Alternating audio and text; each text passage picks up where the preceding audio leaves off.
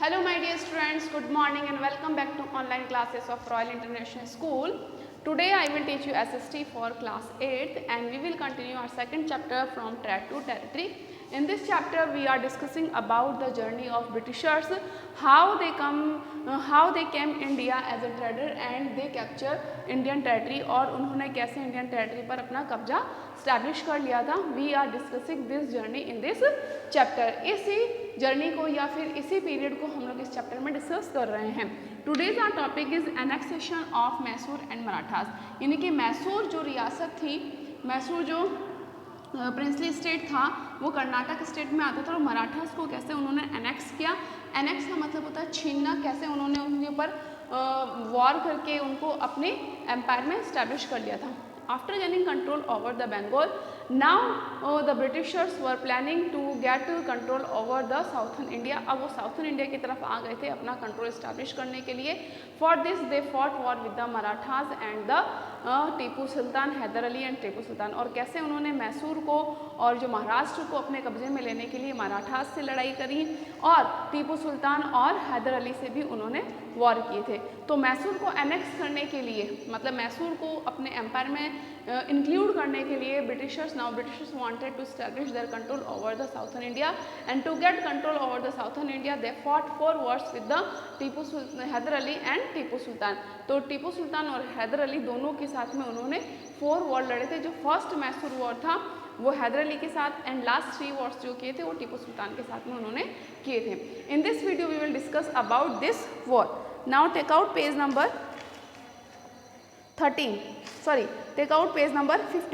Page number पर है annexation of Mysore and Marathas. The 18th century was a period of great turmoil in Indian subcontinent. 18th century जब आई थी तो वो इंडियन सब कॉन्टिनेंट में बहुत ही उथल पुथल वाली, टर्मोइल का मतलब होता है उथल पुथल मचाने वाली, यानी कि उसमें बहुत सारे चेंजेस आए थे, बहुत सारे वॉर्स हुए थे. Although the century opened with the much of the subcontinent under the control of Mughal empire, हालांकि इस सेंचुरी के 18th सेंचुरी के बिगनिंग में मुगल एम्पायर का कंट्रोल था इंडिया पर. But after the death of Aurangzeb, लेकिन जब एम्परर औरंगजेब की डेथ हो चुकी थी 1707 में, in the beginning of the 18th century there was the control of Mughals over the India. या जो हमारा इंडिया पर जो क्या था, मुगल एम्पायर इस्टेब्लिश था. But after the death of Aurangzeb, जो कि कब हुई थी, 1707 में हुई थी. After his that fracture of empire and a struggle among viceroy and other local rulers for territory. तो इस तरीके से पूरा एम्पायर का फ्रैक्चर हो चुका था. फ्रैक्चर हम लोग समझते हैं कि पूरा एम्पायर टूट चुका था. After the death of Aurangzeb या when the Aurangzeb died in 1707 the Mughal empire fractured, वो क्या हो चुका था, टूट चुका था. And the many battles took place among the viceroy and local rulers for territory. Territory का मतलब है कि किसी भी रियासतों पर अपना अधिकार जमाने के लिए या छोटी छोटी टेरिटरी पर अपना अधिकार जमाने के लिए वाइसरॉय यानी कि कंपनी के वाइसरॉय में और लोकल रूलर्स में क्या होने लगी, लड़ाइयाँ होने लगी. इन 1740s and 1750s French and British colonies companies became more active in these local conflicts. In local conflicts का मतलब होता है लोकल रूलर्स के बीच में लड़ाई होना. यानी कि जब एक जो सेंट्रल पावर था, मुगल एम्परर था, वो ब्रेक हो चुका था. नाउ जो मुगल एम्परर्स थे वो क्या थे, वीकेंड थे. औरंगजेब के बाद में इतना कोई पावरफुल रूलर नहीं हुए थे. That's why conflicts began among the local rulers. और लोकल रूलर्स के बीच में कॉन्फ्लिक्ट्स होने लगे थे to get control over the local territories. अपनी अपनी टेरिटरीज को वो इंडिपेंडेंट करने में लगे हुए थे. तो इस तरीके से उनके बीच में कॉन्फ्लिक्ट्स होना स्टार्ट हो गया. और 1740s से लेकर के 1750s के बीच में, 1740s से 1750s के बीच में जो French East India Company, British East India Company थी, वो क्या हो चुकी थी, और ज़्यादा एक्टिव हो चुकी थी. Means they were increasing there interference in the matter of local ruler. कि जो लोकल रूलर के जो इंटरनल मैटर थे उनके बीच में ये अपना इंटरफेरेंस बढ़ा रही थी.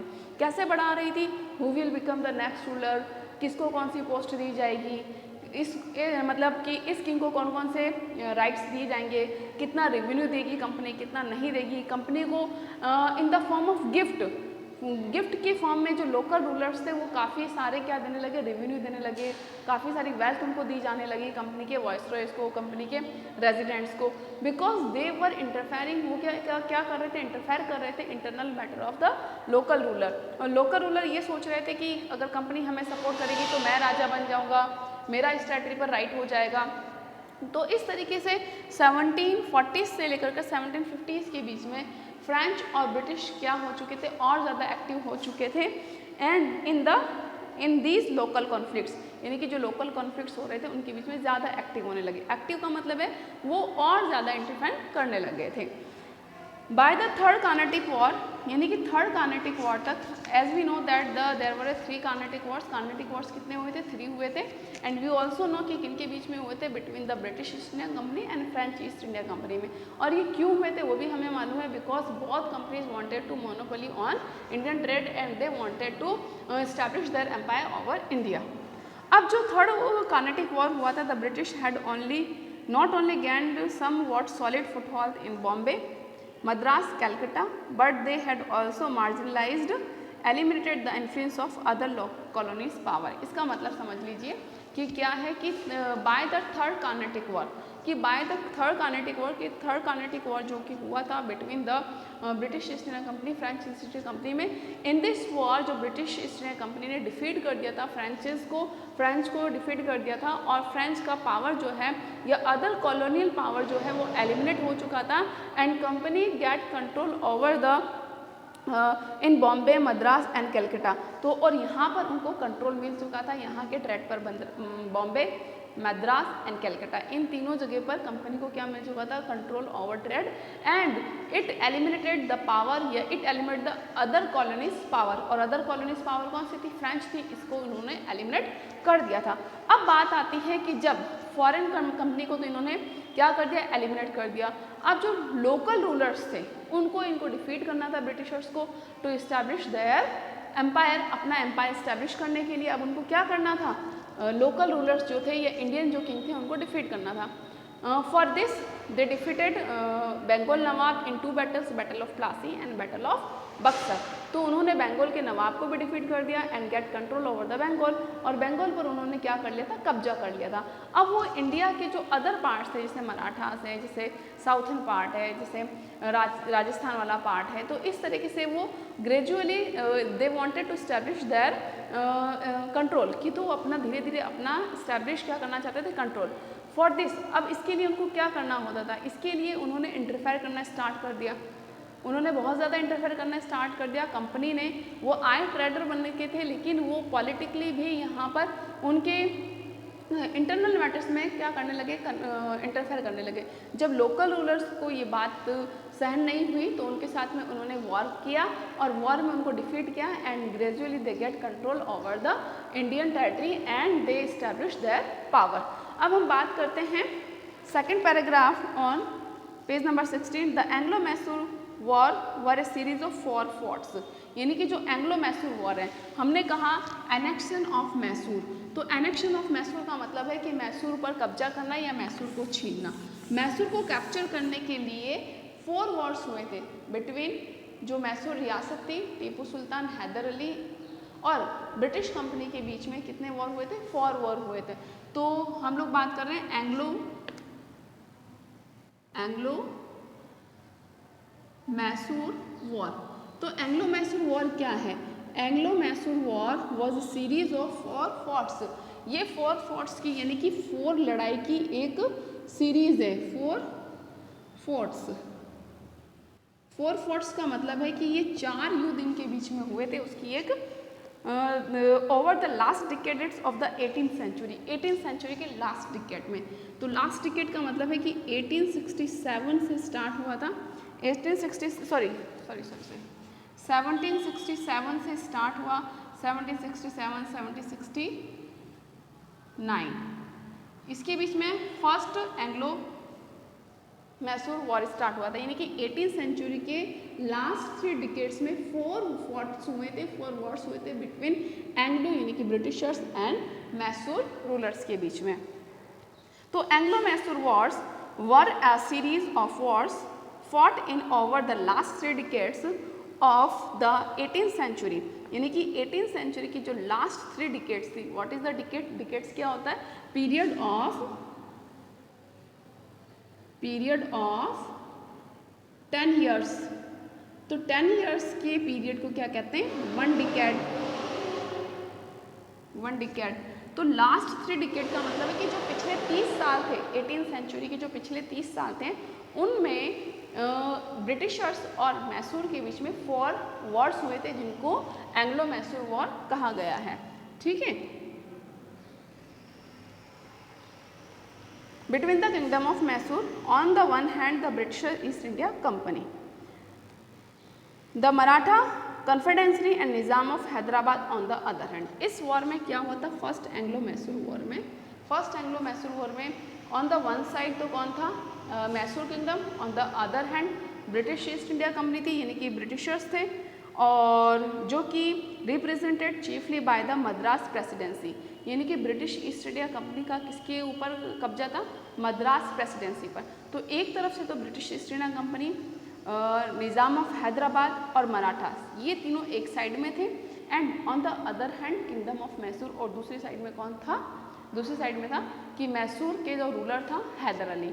जो फर्स्ट वॉर हुआ था 1767 में. इस फर्स्ट वॉर में एक साइड से कौन लड़ रहा था? Hyder Ali. And on the other side Britishers, Nizam of Hyderabad and Maratha, ये 3 साथ में थे.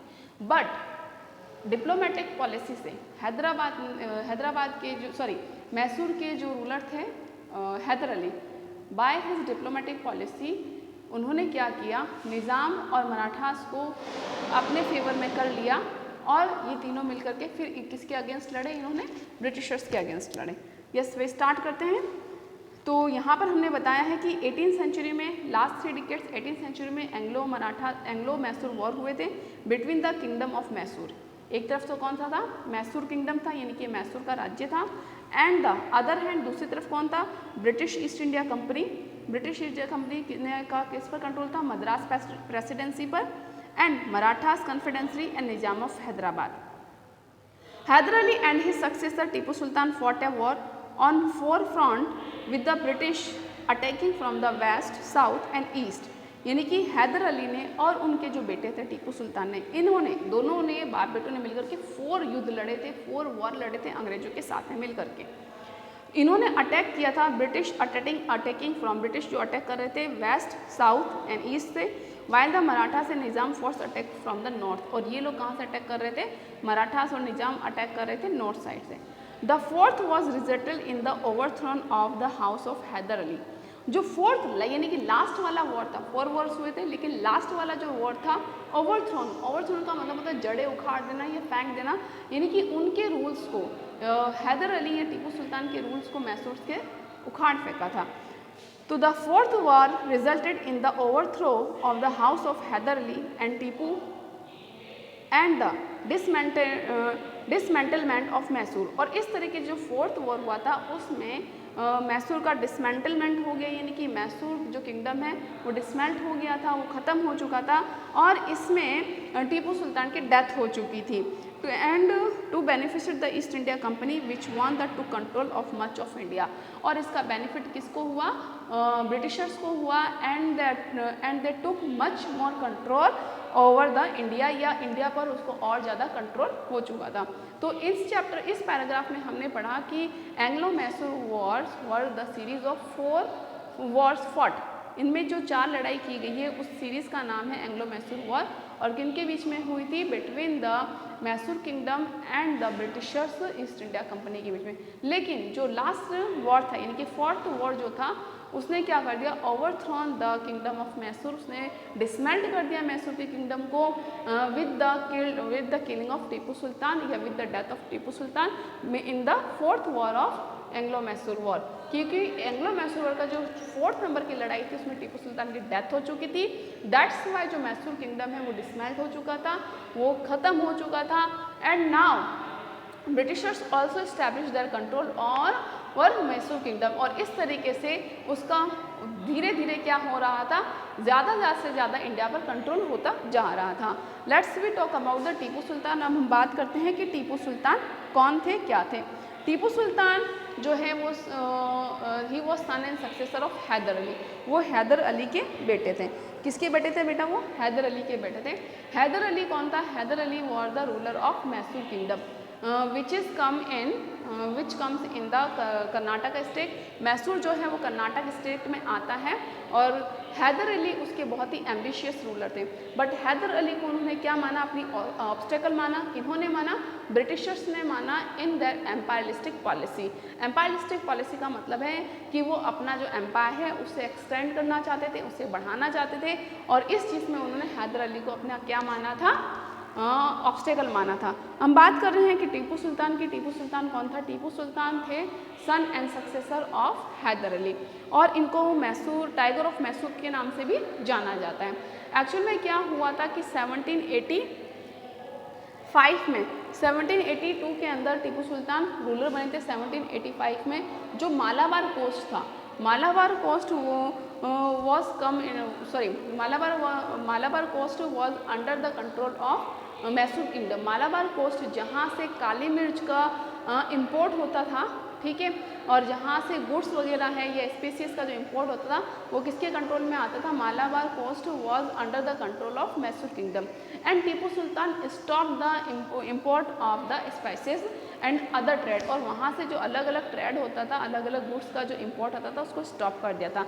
That's Y Britishers annoyed with him, और इस वजह से ब्रिटिशर्स उससे क्या हो चुके थे?